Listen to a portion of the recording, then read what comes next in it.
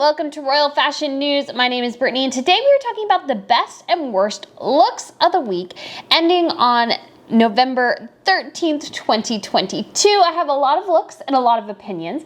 So guys, I am going to share them. Feel free to disagree and share with me in the comments what you think is the best and worst look of the week. And without further ado, let's get started. Okay, so number one worst look of the week. Well, I shouldn't say number one. This is just, it goes in order and then I have the worst and best look at the very end. But one of my worst looks of the week, I have to give it to Catherine, the Princess of Wales, at the remembrance ceremony this morning. I'm sorry, I just really don't like this. In particular, for me, it's just the hat. I hate the hat. I really hate the hat. I am not a fan of these big brimmed hats on Catherine. I don't think she looks particularly good in them, and I just feel like this really ages her, especially in some of the pictures, and it's just deeply unflattering. It's a Philip Tracy hat and a Catherine Walker dress, and obviously she's wearing the South Korean diamond and pearl earrings from Princess Diana. But I just think this look is not pretty nor flattering. It casts this great shadow over her face, and it's just, I just really don't like it. And I don't think that she's ever, wide brim hats, again, have never been my favorite for her. I prefer her in fascinators. I think she looks better in them. And I think this goes to show why. So my next on the best dress list, I have it to give it to Crown Princess Mary in this light pink jumpsuit from Stella McCartney. I love this dress. I love the mesh detail on the top with a little bit of sparkle. I love the silhouette of this jumpsuit, and I love the color. The color to me is everything here. I just really love this jumpsuit. I love the simplicity of it, yet it has a little bit of a twist that I feel like you don't always see. And I'm just really a fan of this. I looked it up on Poshmark to see if I could, well, I tried to look it up and see if it was still for sale. And generally, it is a past season, so it's not. I did look and somebody was selling it on Poshmark, but for me, this was just one of my favorite looks. I really like this. Again, I would want this for myself, and I think Crown Princess Mary shows this off pretty well, and I think it's a great look. And perhaps it's better surfaced in the spring, but sometimes in the fall it's nice to get a little pop of color in there. Okay, so for my next pick for worst dress, and this hurts my heart a little, is Queen Maxima here in the Württemberg ornate pearl tiara. She was at the state dinner for Italy. This look doesn't work because it's too much with the red lips, the red fingernails, the pearls, the tiara, the ornate gold dress. This is too over the top and a bit just too fussy. Simplicity is king, I feel like, in a lot of situations, no pun intended. And this one is just that she should have, if she's gonna wear a dress this ornate and this intricate, just let the dress be the star. The pearl necklace is way too much. The pearl tiara, I feel like fits it and yet doesn't fit this look. At the same time, I think even with just the eliminating the pearl necklace would be a great start. Perhaps picking a different tiara would be even better. Perhaps she could just do the diamond bandeau tiara because it's just so much simpler. And then again, you add the darker lip, the more dramatic lip, the more dramatic nails. It's just way too much. There's, I believe, a saying from Coco Chanel that as you leave your house, take a look in the mirror and take off at least one thing. Maxima, I feel like, should have taken off at least two here. But I love the dress. I love the individual pieces. The dress is gorgeous, insane. The designer, his first name is John. I love the looks that he's made for her. They are fabulous. And I feel like she really should have let the dress be the statement and not add so much extraneous things to it. It's just way too much. And it's just overly fussy and overly finicky. You have the sash in addition, which I love the royal sashes, the royal orders, those are great. But the red lip, red nail, I think a more understated look would be better because I feel like everything's competing. The dress, the pearls, the tiara, the nails, and the lips, everything is competing a bit too much. I feel like the sash and the color of the dress is fabulous. But again, the rest of it's just way too much. And so it would have been a good thing for her to tone that down a little bit. But Maxima tends to be dramatic. And so that's why we do love her. But this was time when the drama should have taken maybe a bit of a backseat. Okay, so, but you guys did really like, I saw this in my, I usually do every week, I try to do as much as humanly possible. It's not always as easy as I would like it to be, but I always try to put everybody's outfit up and see what people think. So this one, I nicknamed it Gloved Perfection. 91% of you guys really like this, and I do really, really like this look because there's a certain amount of drama with the cape and the fascinator that she's wearing, because the fascinators have feathers which are sticking out and the dress has a cape. However, all of her accessories are understated here, I would say, except for the earrings. The earrings I may have toned down too. But the accessories are understated, so it's all neutrals, and I feel like it really offsets and makes the dress stand out, and that's the point of something like this, is to make the dress stand out or to just make it not be so overwhelming. And I feel like that really worked here. I always love how Maxima, she's one of the people, along with Crown Princess Mary, who I see most consistently do the one glove thing. I think it's more just because it's rude to shake people's hands with a glove on. Obviously for the Queen, she did it, but obviously after a certain point, everybody knew her age and didn't want to give her any germs or anything. But I feel like for a lot of the royal ladies, they take off the one glove so they can shake people's hands, and I feel like there's just something super stylish about it, and I really like it, and I really want to have gloves and then just take one off and shake somebody's hand and be very stylish with it if I can. So again, I really liked that look as well. We also have Queen Margrethe of Denmark. It was her big day this weekend again. So she's been celebrating her Golden Jubilee, and she originally was going to celebrate it earlier in the year, and there were still COVID regulations. Then the Queen died literally the week she was going to have some of her big things. And so now we have this weekend as well. This is a lunch at City Hall, and she is in this magenta number. I like the color, but I'm not a fan of I like the color, but I feel like the fur coat is a little much. I feel like the fur coat, we've seen her in this before. It looks good in certain things. It just seems a little much for this occasion. It's just so over dramatic. And I don't feel like it fits the color either. I feel like a more understated color, like I want to say white or something, would look really pretty with that gray shawl over the top. But the fuchsia, I don't really like the hat. It's just a bit much. And so I wish perhaps, I don't know what you could exactly do. Again, it's not a terrible color of an outfit, but the fur coat is way too much. Okay, next best look of the week, I have to give it to Catherine, the Princess of Wales. So I really like this olive number.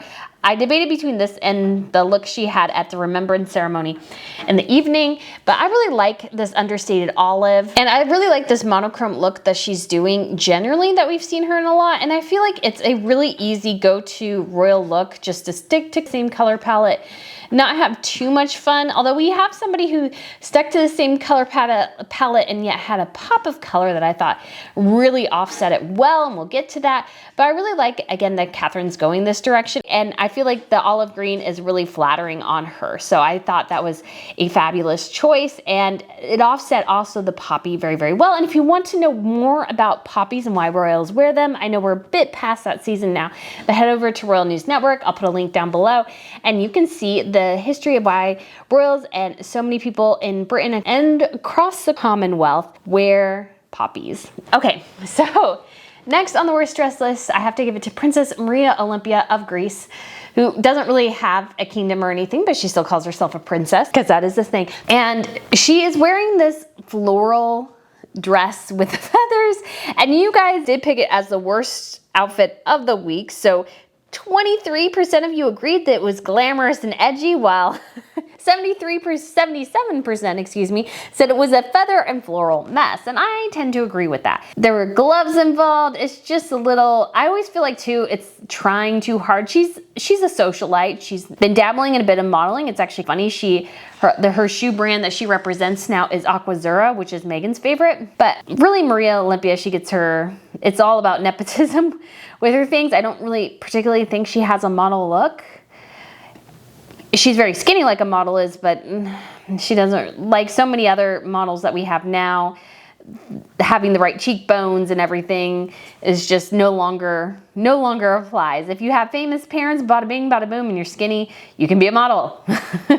So I agree. This is just a bit of a disaster area here. Okay, back over to Denmark, we have Princess Marie, and she is in this trouser set, which I really, really like. I believe the blazer is Giorgio Armani, and so are the pants. And I think this look is fabulous. I love how there's a blazer trouser combo, and I feel like that's been catching on recently. But I love the uniqueness of the blazer, which I guess is more of a jacket, not totally a blazer. And it has this little bow detail on the front. I guess it's not little, it's kind of big. But I just really think it makes something that could look somewhat mundane more interesting. And I like it when people choose things that we've seen a million times and make it somewhat unique and interesting and different. And I feel like that's the case here. I wonder if the pants could be better, but it was rather surprising actually to see Princess Marie at this event. So if you haven't been following along, and I'll put a link in the description box down below if you want to watch a video or two I have on this. So Princess Marie and her husband, Prince Joachim, are in basically a fight almost with the Queen over the titles for their children. So their children were born with Prince and Princess titles, and they have now been stripped of them. So it was really surprising to see them. This has caused a bit of family drama. It made international news. It was something everybody was like, what the heck is going on?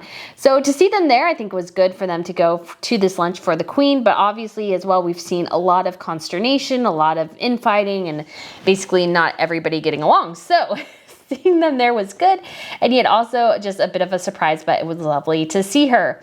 Okay, guys, so now for my worst look of the week, and I have to give it to the sloppiness that is Meghan Markle.